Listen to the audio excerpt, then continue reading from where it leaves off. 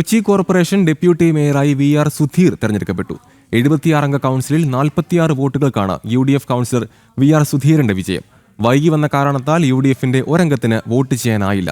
LDFിലെ ഒരു കൗൺസിലറുടെ വോട്ടും അസാധുവായി. എളമക്കരയിലെ councillor VR Sudheer Kochi corporation deputy മേയറായി സത്യപ്രതിജ്ഞ ചെയ്ത് അധികാരമേറ്റു. 76-അംഗ കൗൺസിലിൽ 46 വോട്ടുകൾക്കാണ് സുധീറിന്റെ ജയം. കോൺഗ്രസിലെ A ഗ്രൂപ്പുകാരനാണ് സുധീർ. നേരത്തെയുള്ള ധാരണ പ്രകാരം 2.5 വർഷത്തിന് ശേഷം പദവി I ഗ്രൂപ്പിന് കൈമാറും. ദീപക് ജോയ് നിയമസഭാ തെരഞ്ഞെടുപ്പിൽ ജയിച്ച് MLA ആയതിനെ തുടർന്നാണ് ഡെപ്യൂട്ടി മേയർ സ്ഥാനം ഒഴിവു വന്നത്. LDFിൽ നിന്നും PJ യേശുദാസും NDAയ്ക്കായി ജലജയ സാചാര്യയും ഡെപ്യൂട്ടി മേയർ സ്ഥാനത്തേക്ക് മത്സരിച്ചു.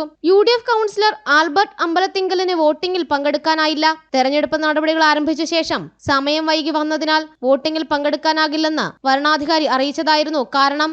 LDFന്റെ ഒരു കൗൺസിലറുടെ വോട്ടും അസാധുവായി. ജനം, കൊച്ചി.